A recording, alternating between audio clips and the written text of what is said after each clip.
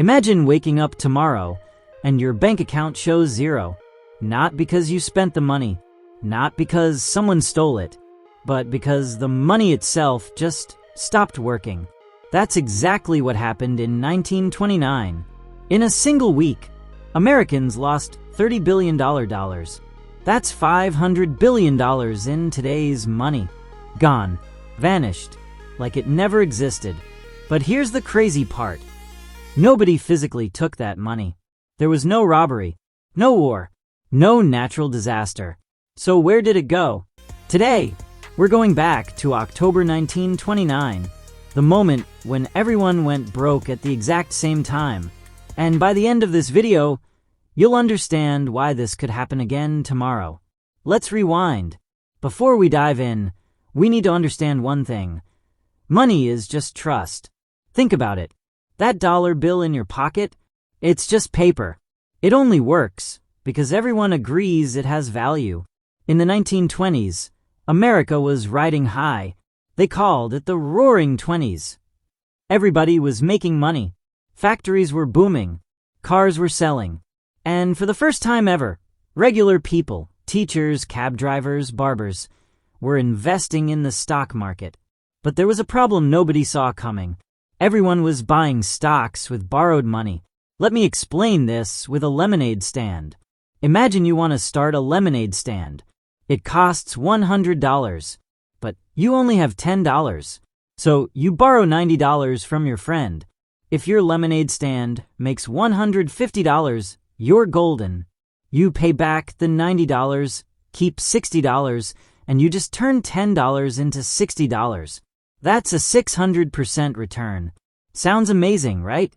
But what if your lemonade stand only makes $50? Now you owe $90, but only have $50. You're $40 in the hole. You didn't just lose your $10. You're now in debt. This is called buying on margin. And in 1929, everyone was doing it. Let's paint the picture. It's 1928. You're a taxi driver in New York City. Your neighbor just made $5,000 in the stock market. That's a year's salary in 1 month. So you walk into a brokerage. That's just a fancy word for a place that sells stocks. And you say, "I want in." The broker smiles and says, "Great. You can buy $1,000 worth of stocks for just $100 down." You hand over $100. The broker lends you the other $900. And just like that, you own $1,000 worth of stock. The next month, those stocks go up 20%. Your $1,000 is now worth $1,200. You sell, pay back the $900 loan, and walk away with $300. You just tripled your money. So what do?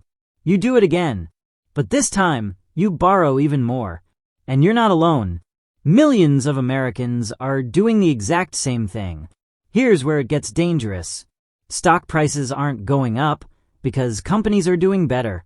They're going up because everyone keeps buying.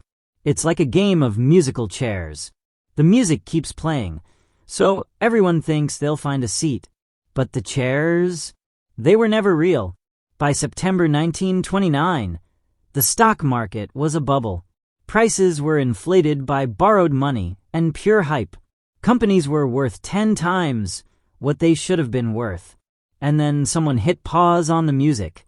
October 24th, 1929. Black Thursday. The market opened, and something strange happened. More people wanted to sell than buy. Think about this. You paid $100 for a stock. You borrowed $90 to buy it. Suddenly, that stock is only worth $80. Panic sets in. You need to sell before it drops more.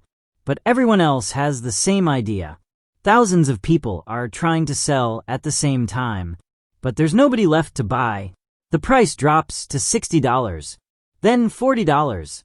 Then $20. Remember, you borrowed $90. The stock is now worth $20. You lost everything. And you still owe $70 you don't have. Multiply that by millions of people. In one day, the market lost $14 billion. That's $250 billion today. In one day. But it got worse. When people couldn't pay back their loans, the banks that lent them the money started to fail. You see, banks don't just hold your money in a vault. They lend it out. They use your $100 to make loans, hoping to turn it into $110. But when everyone defaults on their loans at once, the bank's money disappears too. So when you went to the bank to withdraw your savings, the teller said, "We don't have it." 9,000 banks failed between 1929 and 1933. If your money was in one of those banks, it was gone. No insurance. No protection. Just gone. And this is where everyone went broke at the same time. The taxi driver who invested? Broke. The bank, where he kept his savings? Closed. The factory where he worked? Shut down because nobody could afford to buy anything. The entire economy seized up like an engine without oil. Here's what they don't teach you in school. This wasn't an accident, and it wasn't just bad luck. There were people who saw this coming, and some of them made fortunes. In March 1929, 7 months before the crash, a man named Roger Babson gave a speech. He said, "Sooner or later, a crash is coming, and it may be terrific." The market dropped immediately. They called it the Babson break. But then it bounced back. Everyone laughed at him. They called him a doom prophet. But he was right. And while millions of Americans lost everything, a small group of investors made billions by shorting the market. That means they bet that stocks would go down. And when they did, these people got paid. The most famous was Joseph Kennedy, JFK's father. He reportedly said, "Only a fool holds out for top dollar." He sold everything before the crash and then bought back in when prices hit rock bottom. By 1935, he was one of the richest men in America. Here's the lesson. The system wasn't broken. It was designed this way. Banks made money by lending to people who couldn't afford it. Brokers made money on every trade, win or lose. And the wealthy, the ones who really understood the game, got out before everyone else even knew there was a problem. The average person? They were left holding the bag. And here's the terrifying part. The same warning signs are flashing today. In 2024, margin debt, money borrowed to buy stocks, hit an all-time high. Sound familiar? Credit card debt is at $1.17 trillion. Student loan debt is at $1.77 trillion. People are borrowing to live, just like they did in 1929. And when you look at stock valuations, many companies are trading at prices that don't match reality, just like the 1920s. We've added protections since then. The FDIC now insures your bank deposits. The SEC regulates the stock market. Circuit breakers stop trading if the market drops too fast. But the core problem hasn't changed. When everyone borrows money to chase returns, and those returns disappear, the whole system can collapse.